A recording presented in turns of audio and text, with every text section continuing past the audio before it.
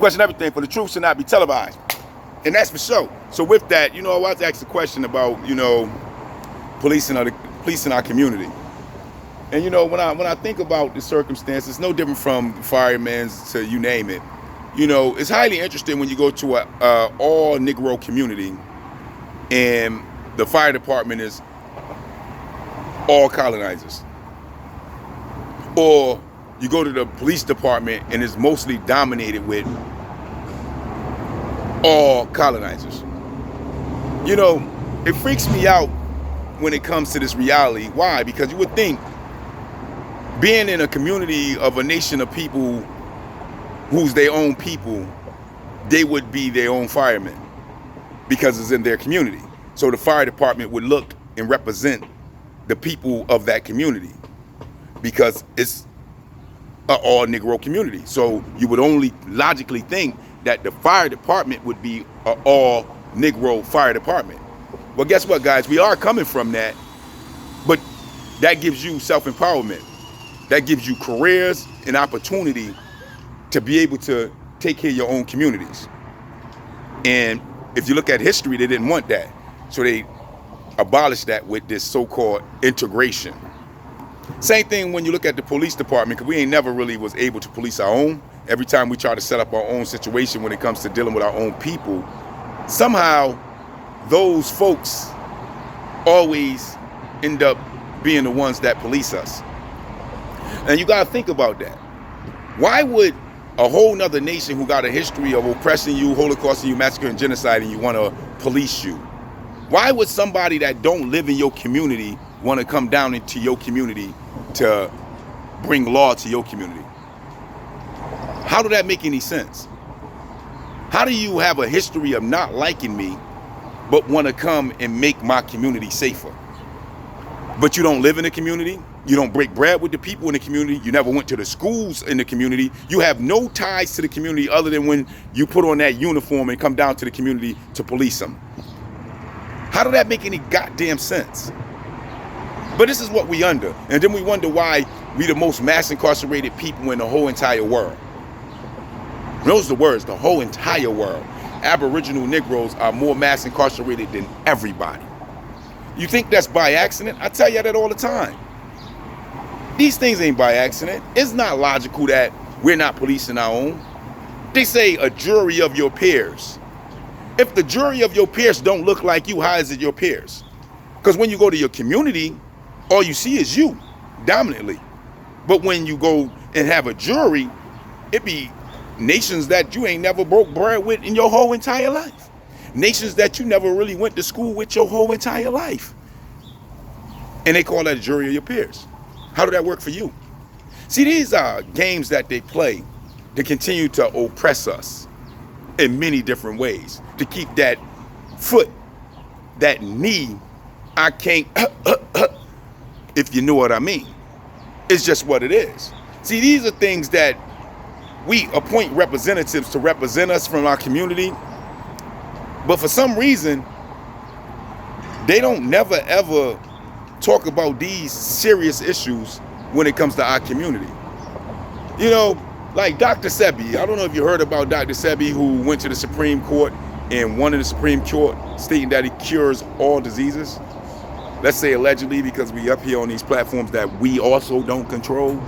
But at the end of the day, you can look up Dr. Sebi yourself. And then after you do that, and you find that what was said to be true, then ask yourself, why none of his philosophy is in any other hospitals in our community, knowing that he was one of our people and he strived and lived his life to make sure that we had cures in our community to help our own people? Why none of the hospitals in our community took on this stuff that he actually, his philosophy, his research, and his cures that he had put out throughout his life? Why they haven't used none of it? See, we want to keep giving a pass to oppression. We want to keep giving a pass to destruction of our people. We can't keep doing that, guys. We gotta own up to what's really going on in order to change our circumstances.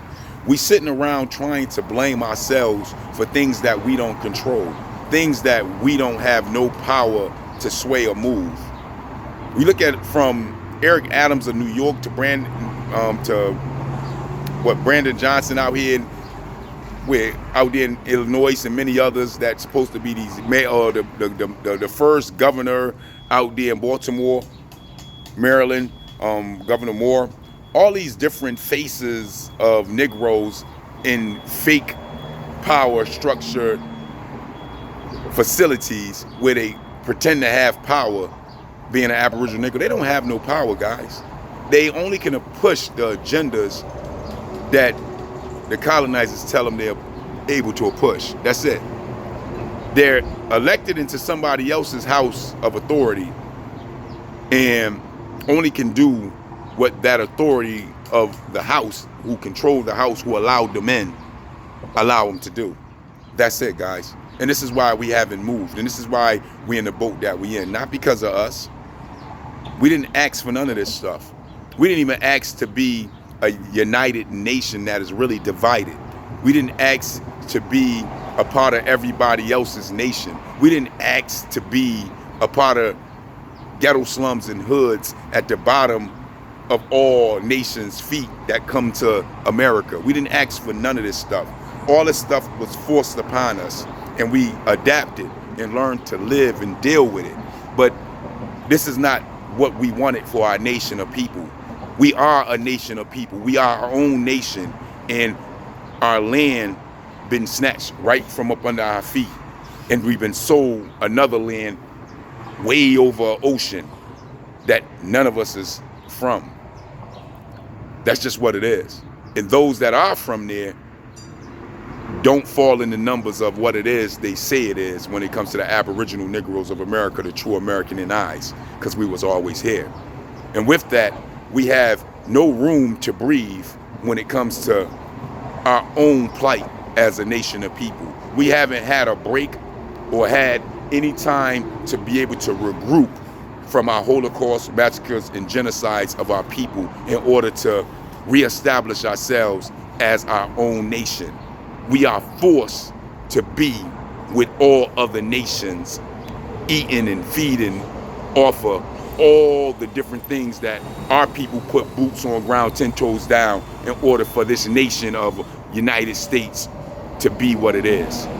And it's been unjust and unfair against us ever since it was established.